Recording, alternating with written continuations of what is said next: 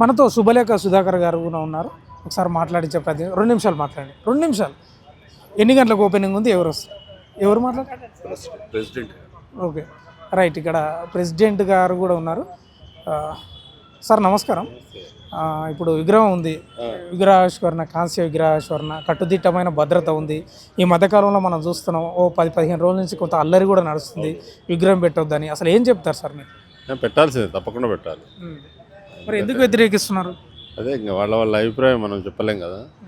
అయితే తప్పకుండా పెట్టాలి. అంతటి మహానుభావుని విగ్రహం మనం పెట్టడం అనేది మన అదృష్టంగా భావించాలి. అంటే ప్రధానంగా ఆంధ్ర వ్యక్తి, తెలంగాణ వచ్చినాక కూడా ఆంధ్ర వ్యక్తులు ఎందుకు పెట్టారు? కాకుండా వరల్డ్ వైడ్ ఆర్టిస్ట్ ఆయన, మన ఇండియా అని కాకుండా అన్ని చోట్ల ఆయన అభిమానులు ఉన్నారు. సార్ ఈ మధ్యకాలంలో నిన్ననే సోమాజిగూడ ప్రెస్ క్లబ్లో తెలంగాణ ఉద్యమకారులని ఏదో ఒక ప్రెస్ మీట్ పెట్టుకున్నారు. వాళ్ళు జే తెలంగాణ పాటలో కొన్ని పదాలు తీసేస్తేనే పాడతా అని చెప్పిందంట వాళ్ళు చెప్తున్నారు. సార్ ఎంతవరకు నిజం? అది మనకు తెలియదు కదా, తెలియని విషయాలు అవి. కానీ ఆయన పాడిన పాటలకి మనం ఈరోజు అందరం నెమరు వేసుకుంటున్నాం, చిన్న పిల్లల నుంచి పెద్దవాళ్ళ వరకు. అంతటి మహానుభావుడు మళ్ళీ పుట్టడేమో అనిపిస్తుంది. ఏం చెప్తారు సార్? ఇది విగ్రహాన్ని వద్దు అని వ్యతిరేకించే వాళ్ళకి ఏం చెప్తారు? తప్పకుండా పెట్టాలి, వద్దంటే అది తప్పే అవుతుంది.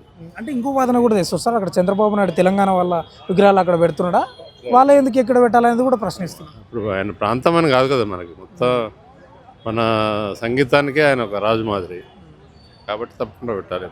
ప్రాంతంతో అవసరం లేదు.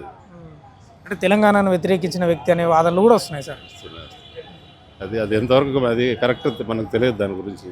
కాబట్టి ఎట్లా సార్, సజావుగా సాగుతుంది అనుకుంటున్నారా, లేకపోతే మీకు ఏమైనా? తప్పకుండా సాగు. అంటే పోలీస్ భద్రతా వలయం కూడా చాలా ఎక్కువ అయిపోయింది.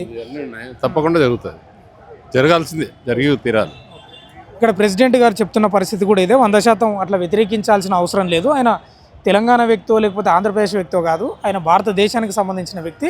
ముఖ్యంగా తెలంగాణ కాదు, దక్షిణ భారతదేశానికి సంబంధించిన బాలీవుడ్ పాటలు కూడా పాడిన పరిస్థితి. వ్యతిరేకించాల్సిన అవసరం లేదు. 100% ఈ కార్యక్రమం సజావుగా సాగుతుందని ఇక్కడ చెప్తున్న పరిస్థితి కనిపిస్తూ ఉంది.